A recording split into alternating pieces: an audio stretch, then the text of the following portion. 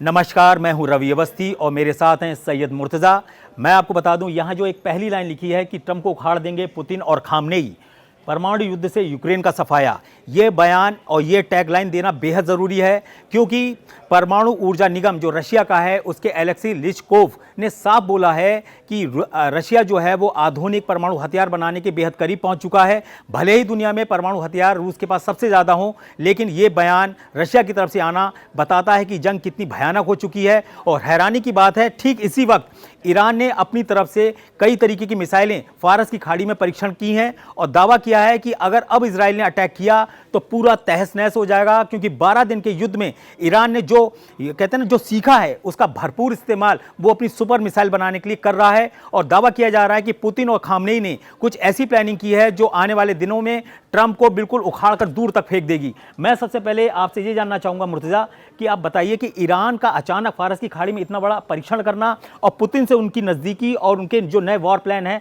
वो क्या हो सकते हैं? देखिए, पूरी दुनिया इस वक्त यूक्रेन में बिजी है। हमने देखा है कि वॉशिंगटन में कैसे पूरा यूरोप के बड़े लीडर इकट्ठा हुए, ज़ेलेंस्की आए और वहां पर युद्ध खत्म होने की जो कोशिश है उसकी तरफ बातचीत हुई। लेकिन जो असली खेल हो रहा है वो इस वक्त इजराइल और ईरान के बीच देखा जा रहा है। ईरान की तरफ से ऐसे बयान आए हैं जिसे नेतन्याहू को बहुत ज़्यादा गंभीरता से लेना होगा, जब वो गाजा में 60,000 सैनिकों को झोंक रहे हैं, अपना जो कह रहे हैं कि 25% जो गाजा बचा हुआ है उसको कब्जा करने के लिए। ऐसे वक्त में ईरान की तरफ से कहा गया है कि ईरान और इजराइल का जो युद्ध है वो युद्ध विराम नहीं हुआ है, बस वो कुछ हम कहें कि एक छोटा सा ब्रेक है, जिसके बाद एक बड़ी जंग हो सकती है। जो खामनेई के जो सीनियर मिलिट्री एडवाइजर हैं याह्या सफ़ी, उन्होंने कहा है कि युद्ध विराम जैसी कोई चीज हुई ही नहीं है। अब भी युद्ध जो है दोनों के बीच जो है अब भी युद्ध के हालात हैं। और ये जो हम देख रहे हैं कि ना भी कोई हमले हो रहे हैं, ना भी कोई मिसाइल दागी जा रही हैं, लेकिन ये कब जो हम देखें कि जून जैसा जो खतरा या जून जैसा जो माहौल है वो फिर शुरू होता है, ये हमें बहुत जल्दी देखने को मिल सकता है। क्योंकि ईरान की तरफ से अब जो फारसी खाड़ी में एक बहुत बड़ा युद्धाभ्यास हुआ है और उसमें ईरान का दावा है कि उसने ऐसी मिसाइल टेस्ट की हैं जो उसने इजराइल में जो मिसाइल दागी थी उससे भी खतरनाक है। एक चीज मैं आपको बड़ी इंपॉर्टेंट बता दूं कि ईरान ये सब कुछ ऐसे ही अचानक नहीं कर रहा है। सबसे पहले उसने S-400 जो रशिया से अभी लेटेस्ट मिला है उसके ऊपर बहुत अच्छी तरीके से अभ्यास करवाया है अपने सैनिकों को। और ऐसा दावा किया जा रहा है कि करीब 100 से 150 रशियन एक्सपर्ट्स जो थे वो ईरान के अंदर मौजूद हैं, जो S-400 की पूरी टीम को, जो ईरानी टीम है, IRGC की टीम है, उसको ट्रेंड कर रहे हैं कि वक्त आने पर आपको S-400 कैसे इस्तेमाल करना है। दूसरी इंपॉर्टेंट बात यह है कि रशिया के जो परमाणु ऊर्जा निगम के चीफ हैं एलेक्स, उन्होंने जिस तरीके से ये बोला है कि हम आधुनिक परमाणु हथियार बना रहे हैं और उसके हम बहुत बेहद करीब हैं, उसका मैसेज सीधे सीधे ट्रंप को दिया गया है कि ट्रंप, अगर आप अपने आप को दादा समझते हैं युद्ध का और आप सोचते हैं कि आपने पुतिन को कंट्रोल कर लिया है, ईरान को कंट्रोल कर लिया है और भारत को और चीन को दबा रहे हो, तो ऐसा कोई भी गलतफहमी आप मत पालिए। और यही वजह है कि जो यूक्रेन के अंदर ज़कारपटिया एक इलाका है, वहां पर एक अमेरिकन कंपनी पर बहुत भयंकर तरीके से 7 क्रूज मिसाइलों से रशिया ने अटैक किया और ट्रंप को क्लियर कट मैसेज दिया कि यूक्रेन में आपकी कोई भी नापाक चाल हमारे खिलाफ कामयाब नहीं होगी। जेलेंस्की बोलते रहे कि ये कॉफी बनाने वाली मशीन की फैक्ट्री थी जिसके ऊपर अटैक किया गया है, जबकि रशिया का क्लेम है कि ऐसा बिल्कुल नहीं है। यहां पर ड्रोन और मिसाइलों के कंपोनेंट्स या उनके उपकरण बनाए जा रहे थे जिसको उसने उड़ा दिया है। तीसरी इंपॉर्टेंट चीज यहां पर यह है कि पिछले 24 से 26 घंटे के अंदर कई खबरें आपने भी देखी होंगी, हम आपको बता दें कि जयशंकर जी पुतिन से मिल चुके हैं, उससे पहले NSA डोभाल पुतिन से मिल चुके हैं, चीन के विदेश मंत्री जो हमारे हैं वांग यी, वो हमारे जयशंकर जी से मिल चुके हैं, पुतिन से भी उनकी बात हो चुकी है। तो ये जो सारा घटनाक्रम बन रहा है वो पूरी तरीके से ट्रंप के खिलाफ जा रहा है और ये साबित करता है कि इस पूरे इलाके में एक ऐसी जंग होने वाली है जिसको हम बोलेंगे कि इससे परमाणु सर्वनाश होगा। और यही वजह है कि जिस तरीके से रोमानिया ने 2 टाइफून जो जर्मन मेड हैं वो रशिया के खिलाफ उतारे हैं, उसका क्लियर कट मैसेज ट्रंप की तरफ से है कि हम लड़ने को तैयार हैं। पुतिन ने बोल दिया कि हम भी लड़ने को तैयार हैं। कुल मिलाकर सारे खेमे तैयार हैं जंग करने के लिए। मुर्तजा ये बताइए कि अब लोग कह रहे थे कि 15 और 18 अगस्त की जो मीटिंग हुई है उसके बाद युद्ध विराम के आसार बढ़ गए, यहां तो उल्टा हो रहा है, यहां तो ऐसा लग रहा है पूरा युद्ध ही खोलने लगा है। अरे आप डोनाल्ड टस्क की बात याद कीजिए। डोनाल्ड टस्क, जरा डोनाल्ड टस्क के बारे में बताइए, कौन है एक बार? डोनाल्ड टस्क जो है वो पोलैंड के प्रधानमंत्री हैं और पुतिन के खिलाफ जो मोर्चा संभाला हुआ है पूर्वी यूरोप में, वो उसमें सबसे आगे नजर आते हैं। अब डोनाल्ड टस्क जो हैं उन्होंने कहा है, वो ये कह चुके हैं कि अमेरिका जो है वो अपने परमाणु बम जो है वो पोलैंड में उसका बेस तैयार करे, और हम फिर देखेंगे कि पुतिन जो है वो कैसे यूरोप की तरफ बढ़ते हैं। तो आप समझ सकते हैं कि जो पोलैंड जो है उसका कितना आक्रामक रवैया जो है पुतिन को लेकर, वो इस वक्त सबसे बड़ा फ्रंट बना हुआ है अगर हम यूक्रेन से आगे बढ़े तो।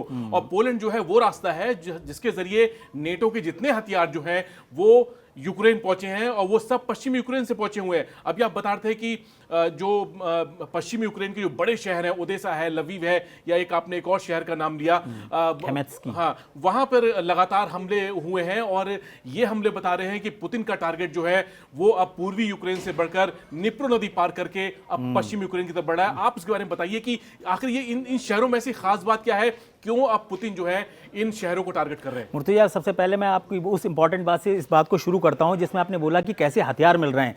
आपको लेटेस्ट जानकारी दे दूं, जर्मन थिंक टैंक ने एक रिपोर्ट छापी है और दावा किया है कि 41 देश इस वक्त यूक्रेन की जबरदस्त मदद कर रहे हैं, और अब तक $360 बिलियन यूक्रेन को हथियार के लिए और जंग के लिए मिल चुके हैं। और हैरानी की बात है कि जेलेंस्की ने अभी 2 दिन पहले बोला है कि 8 लाख करोड़ के हथियार वो अमेरिका से, नेटो से खरीदेगा, और नेटो ये सारे हथियार अमेरिका से बनवाएगा। यहां पर ये जो वॉर गेम चल रहा है, या कहने वॉर का जो बिजनेस चल रहा है, उसमें पूरा यूरोप शामिल हो गया है, नेटो शामिल हो गया है, अमेरिका शामिल हो गया है, और उसका सबसे बड़ा खरीदार जो है वो यूक्रेन बन रहा है। तो आप समझ लीजिए कि यूक्रेन अपने आप में एक परमाणु भट्टी बन गया है, जिसका एक ही इलाज है, एक बड़ा धमाका और यूक्रेन का सफाया।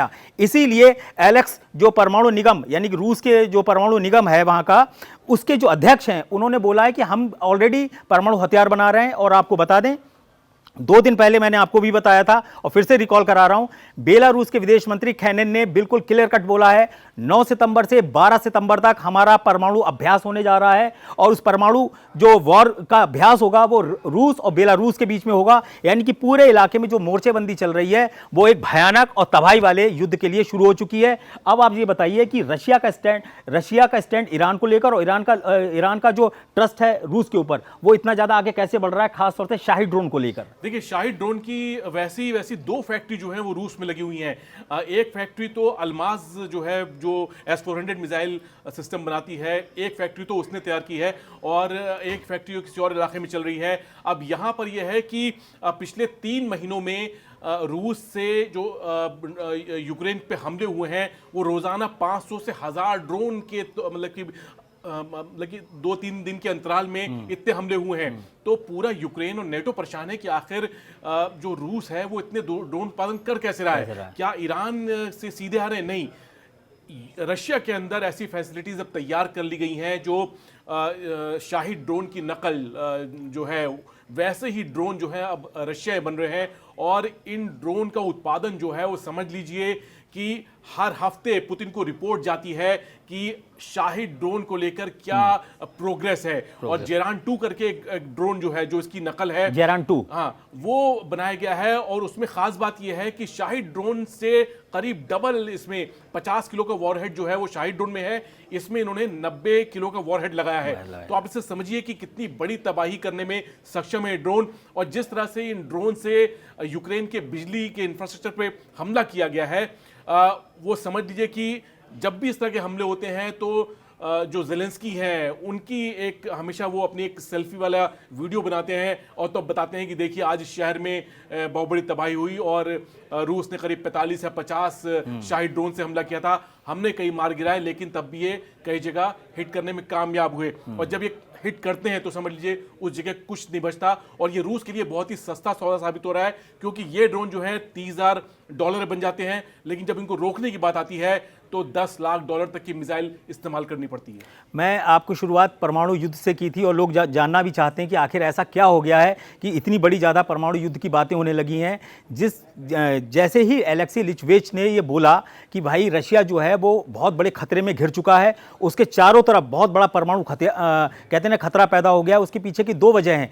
एक, रशिया, अभी अमेरिका ने कुछ दिन या 3 या 4 हफ्ते पहले लिए 2 अपनी परमाणु सबमरीन को रशिया के बहुत ही करीब तैनात किया है। उसे एक मैसेज ये गया कि हम रशिया से परमाणु युद्ध को तैयार हैं। ट्रंप ने ये मैसेज देने की कोशिश की। दूसरी इंपॉर्टेंट बात हुई 15 अगस्त को, जब ट्रंप और पुतिन की मुलाकात अलास्का में हुई और उसके ऊपर क्या हुआ, पुतिन के ऊपर B-2 बॉम्बर्स उड़ाए गए और F-35 दिखाए गए और उनको ये मैसेज दिया ट्रंप ने पूरी दुनिया के सामने कि देखो तुम्हारे ऊपर B-2 बम्बर्स उड़ रहे हैं और हो सकता है कि ये मॉस्को पर जाके बम फेंकें, हो सकता है ये जो F-35 उड़ रहे हैं ये हो सकता है कि मॉस्को की चीथड़े उड़ा के रख दें क्रेमलिन में पुतिन के दफ्तर के। तो पुतिन ने इसको 150 घंटे के अंदर ही ज़कार पट्टिया जो यूक्रेन में है वहाँ अमेरिकन कंपनी में ऐसा धमाका किया है कि चीथड़े हो गए, चिंदी चिंदी हो गई है फैक्ट्री। स्थिति ये है कि वहाँ पुर्जे जो हैं वो बता रहे हैं गल गए। 17 क्रूज मिसाइलों से रशिया का जो अटैक हुआ है वो विध्वंसक हुआ है। ऐसा लग रहा है कि जैसे कोई छोटा मोटा कोई कहते हैं ना परमाणु पटाखा टाइप का वहाँ पर छोड़ दिया गया।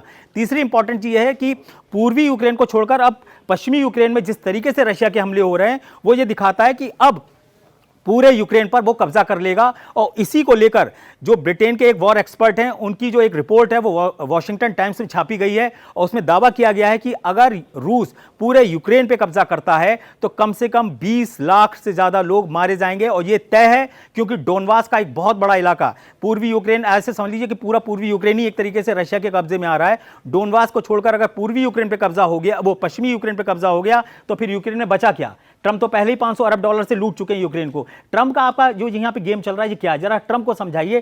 ट्रंप को पूरी दुनिया में ज्यादातर देश अपना विरोधी क्यों मानने लगे हैं, खुद अमेरिकन क्यों ट्रंप का विरोध कर रहे हैं? देखिए, ट्रंप ने यहाँ कोशिश की है कि अपनी लीडरशिप कायम करने की। जब ये लग रहा था कि जो अमेरिका की हेजेमनी जो है वो खत्म हो रही है तो ट्रंप ने एहसास दिलाया कि पूरे यूरोप को कि आप हमारे बिना कुछ नहीं है। चाहे आप जर्मनी है, चाहे मर्ज नए उनके जो चांसलर बने हैं, चाहे वो स्टामर हैं, चाहे वो मैक्रो हैं, चाहे कितनी बड़ी बात कर लें कि भाई हम यूक्रेन के साथ हैं, हम पूरी मदद करेंगे, लेकिन बिना अमेरिका के ये लोग कुछ नहीं कर पाएंगे। ये देश जो हैं, चाहे ये न्यूक्लियर पावर है, चाहे ये UN सिक्योरिटी काउंसिल में इनके पास वीटो पावर है, लेकिन जब बात रूस से लड़ने की आएगी तो अमेरिका के बिना कुछ नहीं हो सकता। और ट्रंप ने जब व्हाइट हाउस में मीटिंग की और उनके दाएं बाएं जब पूरा यूरोप के लीडर्स बैठे हुए थे तब उन्होंने इस बात को एक तरह से मोहर लग गई इस बात पे कि ट्रंप जो है वो अब भी जो बड़ा फैसला होगा यूक्रेन को लेकर वो अमेरिका ही करेगा। एक चीज़ आपने देखी होगी कि पिछले कुछ दिनों से हम लोग ने देखा है कि ट्रंप को ये लगता था कि उनकी हर तरीके से युद्ध पे पकड़ हो गई है, वो जिसको चाहे वो कर दें। उन्होंने बोला कि मैंने 7 महीने में 7 देशों के युद्ध को खत्म कर दिया। वो थाईलैंड, कंबोडिया पे भी अपना क्लेम कर लेते हैं। छोटे मोटे समुद्री लुटेरों वाले जो युद्ध हैं उस पर भी वो ट्रंप अपना क्लेम कर लेते हैं। कैसे भी करके वो नोबेल पुरस्कार चाहते हैं। ये जो नोबेल की सनक है वो पूरे वर्ल्ड को ऐसे युद्ध में ढकेल चुकी है जिसका अंत होता ही नहीं दिख रहा है। दूसरी इंपॉर्टेंट चीज़ ये है कि ईरान ने जिस तरीके से S-400 पर ट्रेनिंग ली, भारत ने S-400 पर जिस तरीके से उसकी तारीफ करी और हमारे जो वायुसेना के चीफ हैं उन्होंने S-400 को एक बहुत बड़ा गेम चेंजर बताया है।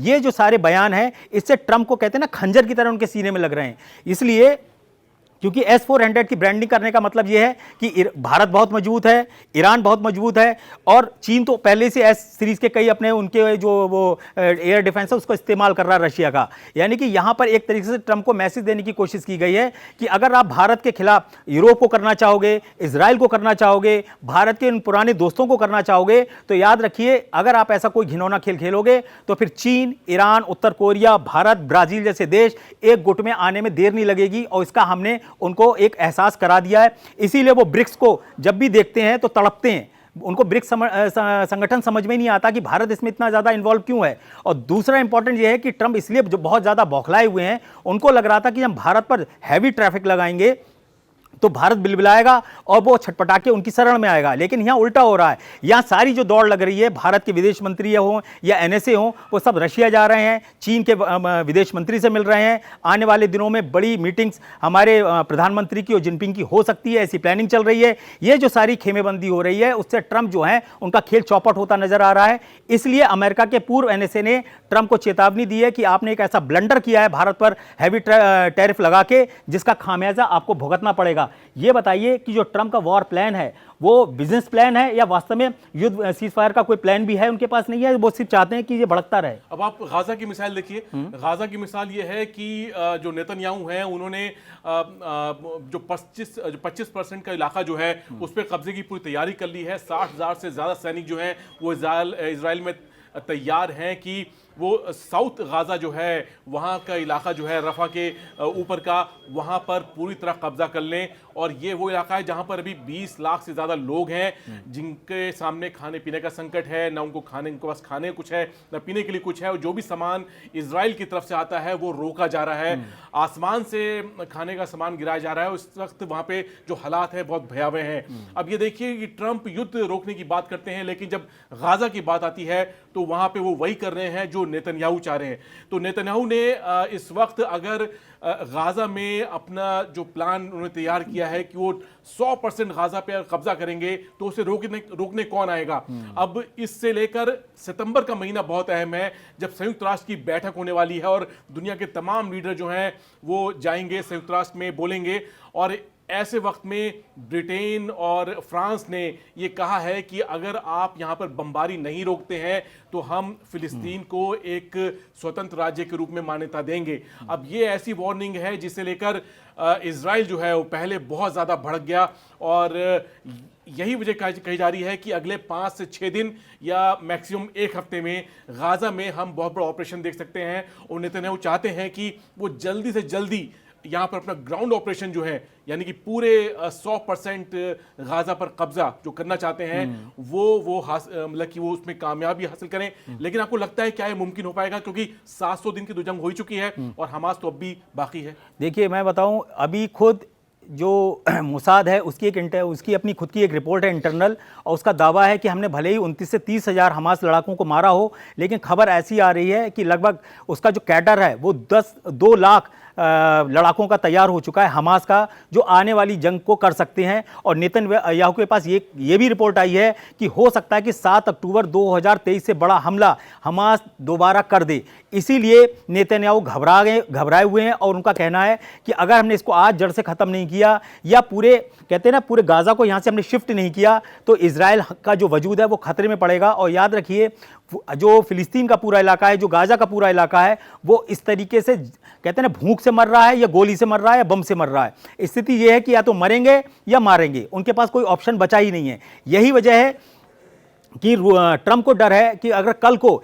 यहाँ से फिलिस्तीनी या हमास के लड़ाके जाके रशिया की तरफ से आ गए या ईरान की तरफ से आ गए तो बड़ा गड़बड़ हो जाएगी। इसलिए वो चाहते हैं कि उनको एक ऐसी चौहद्दी, एक ऐसी बाउंड्री के अंदर रखा जाए जहाँ से इनके जो लड़ाके हैं उनको हम सही से जाने ना दें। और यही वजह है कि पुतिन जो है वो ईरान को सपोर्ट कर रहे हैं, उसको मिसाइलें दे रहे हैं, S-400 दे चुके हैं, इस्कंदर मिसाइल के कई सिस्टम वहाँ पर जा चुके हैं। ऐसी स्थिति में अब पुतिन ने अपने खेमे जो हैं वो हर तरीके से तैयार कर रखे हैं। रही सही कसर ट्रंप ने अपनी बेवकूफ़ी में यह किया है कि भारत पर हैवी टैरिफ लगाकर इस चीज को और खराब करके रख दिया है। और ऐसी स्थिति में यह है कि ट्रंप अब घर में भी घिर गए हैं और बाहर भी घिर गए हैं। कुल मिला के स्थिति यह है कि बहुत से नेटो देश भारत के समर्थन में आ रहे हैं और कह रहे हैं कि भारत के ऊपर अगर टैरिफ इस तरीके से आप लगाओगे तो पूरी दुनिया में अलग थलग पड़ जाओगे। दुनिया का सबसे बड़ा लोकतांत्रिक देश भारत है, और ऐसी स्थिति में अगर पुतिन भारत के साथ पूरी ताकत के साथ अब खड़े हो रहे हैं और कह रहे हैं हम आपके लिए तेल नहीं बाकी चीजें खोल देंगे, तो ऐसी स्थिति में ट्रंप की कहते हैं ना मिट्टी में मिलना तय है। और यही वजह है कि अगले 24 से 48 घंटे के अंदर कुछ ऐसे डेवलपमेंट आपके सामने आने वाले हैं जिसके बारे में हम और मुर्तजा आपको जरूर बताएंगे।